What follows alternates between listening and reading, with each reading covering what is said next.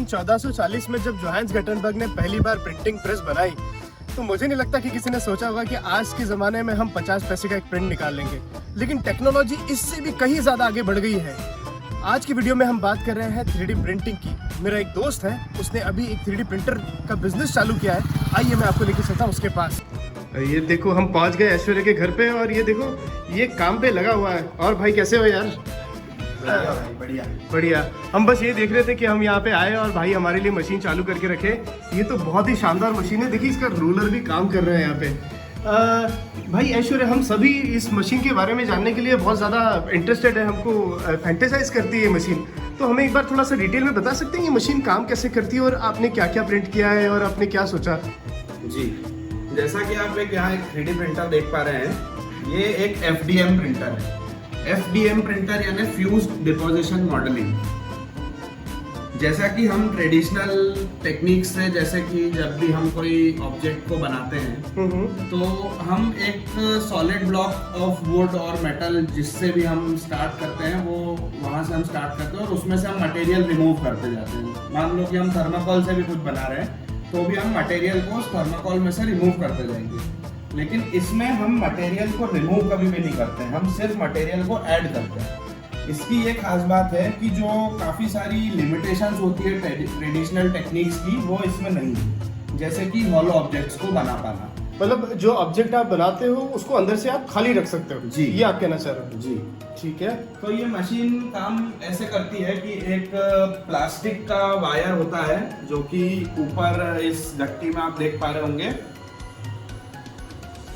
इस प्रकार का कुछ ये एक फिलामेंट है इसका। जी, ये अब ये जो फिलामेंट है ये इस मोटर के अंदर एक गियर लगा हुआ है, इधर अंदर इस मोटर के ऊपर, और वो गियर जब घूमता है तो ये फिलामेंट इस पाइप से होते हुए इस हीटर ब्लॉक में जाता है। अच्छा, यहाँ पर इस समय तक फिलामेंट बिल्कुल ठंडा है। जैसे ही फिलामेंट इस हीटर ब्लॉक में जाता है तो जैसा कि आप यहाँ देख पा रहे होंगे कि अभी हम 200 डिग्री सेंटीग्रेड के ऊपर प्रिंट कर रहे हैं और हमारा जो बेड है वो 50 डिग्री सेंटीग्रेड के ऊपर मेंटेन किया हुआ है। तो ये जैसे ही फिलामेंट इस हीटर ब्लॉक के अंदर जाता है तो वो मेल्ट हो जाता है और आप लोग शायद देख पा रहे होंगे कि नीचे हमारा ऑब्जेक्ट जो है वो लाइन दर लाइन, लेयर दर लेयर करके बनता जा रहा है। चलिए ये तो बहुत बढ़िया तरीके से काम कर रहा है। और ये पीछे जो एक ये CPU की तरह लग रहा है ना, ये वाली चीज, ये क्या है? ये इसका पावर सप्लाई है। ओके, तो यहाँ से पावर कन्वर्ट होती है, अलग अलग मोटर्स तक पावर जाती है। कंट्रोल पैनल है और ये इसके सारे सर्किट्स हैं। ऑल राइट, काफी सही लग रहा है। यहाँ पे बहुत सारी चीजें आपने रखी हुई है अलग अलग तरीके की। ये क्या चीज है? ये क्या चीज है? ये एक ट्रक में लगने वाला डिफरेंशियल गियर है। अच्छा, कैसे काम करता है? ये ट्रक के अंदर तो उसका बहुत स्पेसिफिक फंक्शन होता है, लेकिन ये अभी मॉडल जो है ये सिर्फ मैंने एक 3D प्रिंटर का प्रिसिशन शो करने के लिए बनाया हुआ है, क्योंकि इससे आप देख पाएंगे कि 3D प्रिंटर कितना प्रिसाइसली किसी ऑब्जेक्ट को बना सकता है। जैसे कि आप देख सकते हैं कि ये कितने छोटे गियर्स हैं, लेकिन सब कुछ एकदम प्रिसिशन के साथ में और फिनिशिंग के साथ में। मतलब आप बोल रहे हैं कि ये ट्रक का एक डिफरेंशियल है? जी, उसका एक छोटा मॉडल है ये।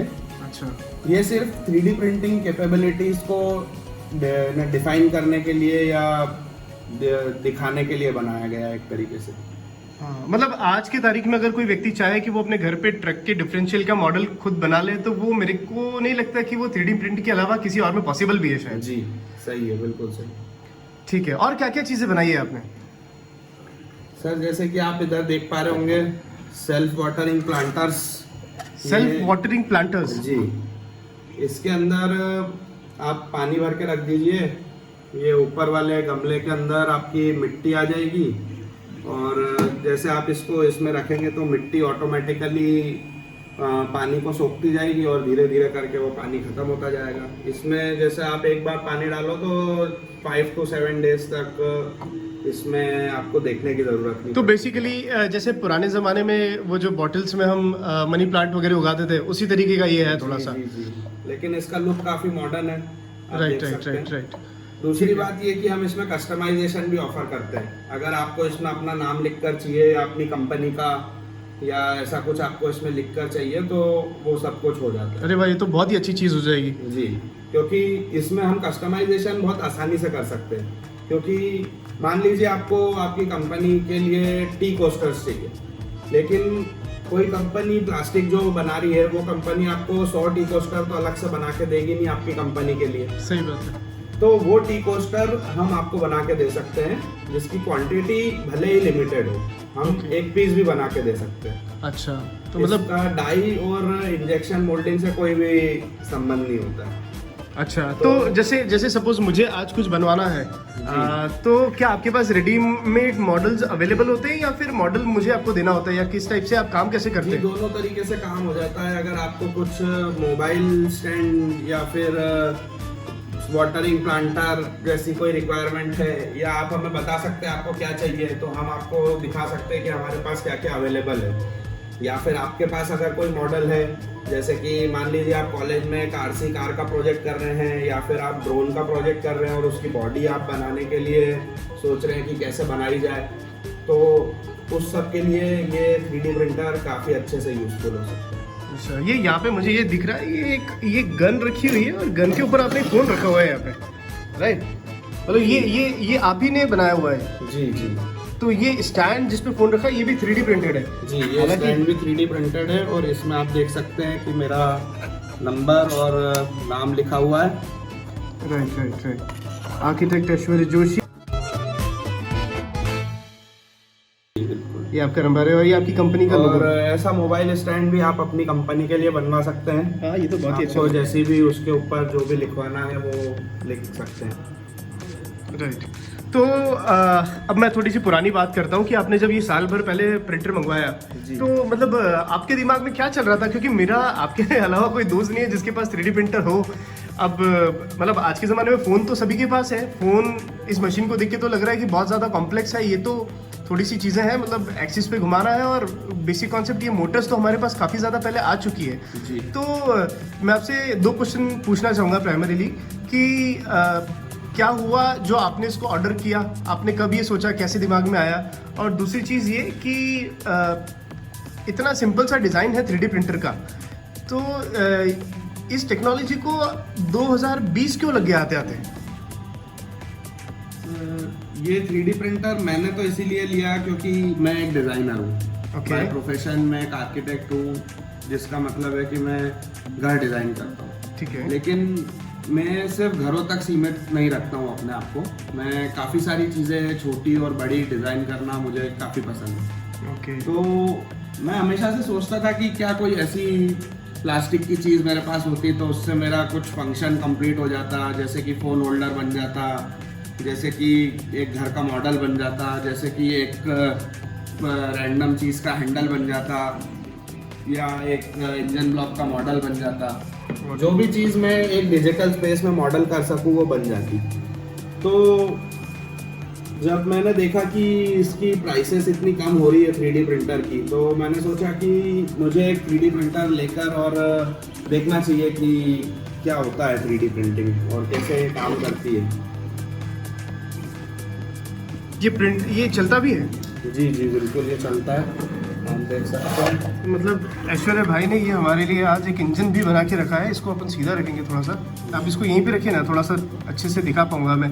ये सारे पिस्टन हैं, राइट? अगर गलत तो नहीं बोल रहा हूँ मैं? रॉकर है, ठीक है, ओके। एक्चुअली मेरा भी ये फील्ड नहीं है तो मुझे ज़्यादा पता नहीं है, आप थोड़ा सा बताइए। This is very practical model of a engine है, car engine. yeah, okay it is a head of Toyota engine. Okay, this is a Toyota engine, right? Yeah. You can see the timing gear over here, and this timing gear is linked to the camshaft, which you can see in blue and red inside. Okay. उसके बाद में आप देख सकते हैं ये जो rocker हैं ये कैमशाफ्ट के ऊपर लगे हुए हैं, और जैसे जैसे कैमशाफ्ट घूमती है ये रॉकर जो है वॉल्व को दबाते हैं, और इस तरीके से इंजन के हेड के नीचे लगा हुआ वॉल्व खुलता है। Right right right right. तो इस तरीके से मतलब आप डिज़ाइनर तो है ही, प्रोफेशन आपका आर्किटेक्चर में है, लेकिन साथ ही आप इंजन भी बना रहे हैं, तो ये मतलब आपकी क्रिएटिविटी दर्शाता है कि आप कितनी वर्सेटिलिटी के साथ चीज़ों को देख पा रहे हैं। जी। तो आइए बात करते हैं हम हमारे सेकंड क्वेश्चन के बारे में कि मतलब this machine looks very like it's not that much complicated जितना हमारे फ़ोन की चिप वगैरह सारे होते हैं। तो मतलब आज 2020 में मैं किसी व्यक्ति से मिल रहा हूँ जिसके पास 3D प्रिंटर है, तो आपको क्या लगता है कि ये टेक्नोलॉजी, आप 1 साल प्रिंटर यूज़ भी कर चुके हैं, आपको क्या लगता है कि ये टेक्नोलॉजी काफ़ी पहले आ जानी चाहिए थी? क्योंकि ये तो मोटर है, जब हम इतना बड़ा पिस्टन और सारी चीज़ें बना रहे हैं तो मुझे नहीं लगता कि कंप्यूटर से इसको जोड़ना, सिंक करना काफ़ी टफ टास्क रहा होगा। तो जी, ये टेक्नोलॉजी तो काफ़ी सिंपल है। हाँ जी। लेकिन सन 2000-2002 तक काफ़ी सारे पेटेंट्स थे जो कि पेटेंट ऑफिसेस द्वारा, इंटरनेशनल पेटेंट लॉज द्वारा जो है बाउंड थे, और आप उन कंपनीज का डिज़ाइन आप कॉपी नहीं कर सकते थे। जिस टेक्नोलॉजी से वो ऑब्जेक्ट को डेवलप कर रहे थे, आप उस टेक्नोलॉजी को यूज़ नहीं कर सकते थे। 2001-2002 के समय पर ये सारे पेटेंट्स एक्सपायर हुए थे, और जब से वो पेटेंट्स एक्सपायर हुए हैं, काफ़ी सारी कंपनियों ने अपने खुद के 3D प्रिंटर्स को उन टेक्नोलॉजीज़ के बलबूते पे लॉन्च किया, जिसके कारण 3D प्रिंटिंग का ये जो मटेरियल आप देख पा रहे हैं और ये जो प्रिंटर आप खुद देख पा रहे हैं, इसकी प्राइस बहुत तेज़ी से नीचे आई। और इसीलिए अब 3D प्रिंटिंग काफ़ी ज़्यादा एक्सेसिबल है। 3D प्रिंटिंग जो है वो 1980-1970 के ज़माने से थोड़ी थोड़ी चल रही है, लेकिन उस समय 3D प्रिंटिंग का यूज़ केवल नासा जैसे ऑर्गेनाइजेशन ही कर पाते हैं। चलो, ये तो ऐसा लग रहा है कि घर में नासा आ गया है अभी, रिसर्च की फाउंडेशन हमारी खुल गई है पूरी। जी। और आप आर्किटेक्ट हैं, ये घर भी मुझे दिखाई दे रहा है, थोड़ा पीछे रख रखा है आपने, लेकिन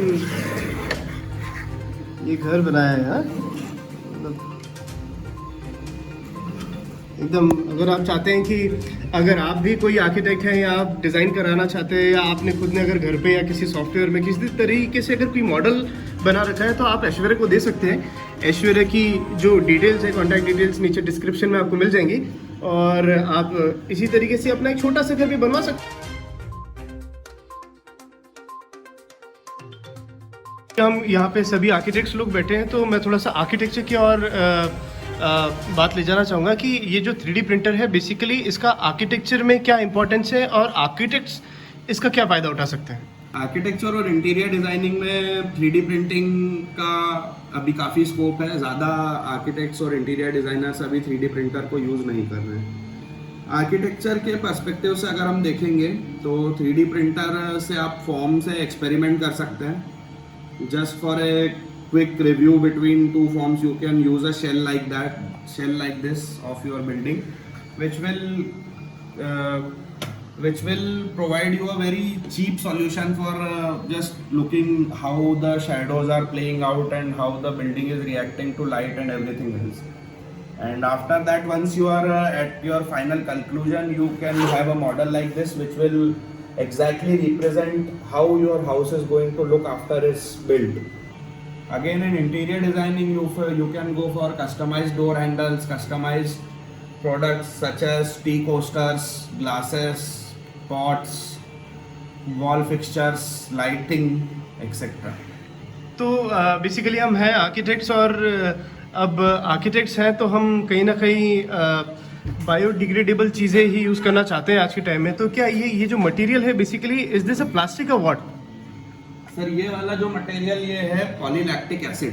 ओके। ये पर्टिकुलर जो प्लास्टिक होता है ये काफ़ी हद तक बायोडिग्रेडेबल होता है। जैसे कि अगर मैं इस चीज़ को फेंक दूंगा या बाहर छोड़ दूंगा तो ये अराउंड 50 ईयर्स में ऑटोमेटिकली डिग्रेड होके खत्म हो जाएगा। Okay, so this is basically not the plastic. It is a kind of plastic, but it is a kind of biodegradable plastic. Okay, तो ये प्लास्टिक जो है आपका, ये इंडिया में मिल जाता है या आपको ये अभी भी चाइना से मंगवाना पड़ रहा है? सर, अभी कुछ मैन्युफैक्चरर्स आए हैं, वो क्लेम तो करते हैं वो इंडियन मटेरियल यूज करते हैं, बाकी वो तो हाँ, आर्किटेक्ट से हम लोग समझ सकते हैं कि वो क्या होता होगा। बेसिकली जी, ब्रांडिंग अपनी रहती है। वो भी सकता है उनका मटेरियल खुद का हो, यानी मैं ऐसा नहीं बोल रहा कि उनका मटेरियल नहीं हो सकता, लेकिन बिजनेस है ये सब। नहीं, अगर अच्छा है इंडिया में बना रहे तो हम सभी चाह रहे हैं आत्मनिर्भर तो बनाना ही है भारत को कैसे भी करके। देखिए ये देख लेते हैं, जो जीरो में ये चालू हुआ था हमने जब पहले देखा था, अब ये इस पर्टिकुलर सर्टेन लेवल पे पहुंच गया है, तो ये यहाँ आ गया है। अब जैसा आप ये लोअर नीचे में एक लाइन देख रहे हैं ना ब्लू कलर की, वैसी बहुत सारी लाइन मिल के ये बनता है जो आपके सामने अभी है।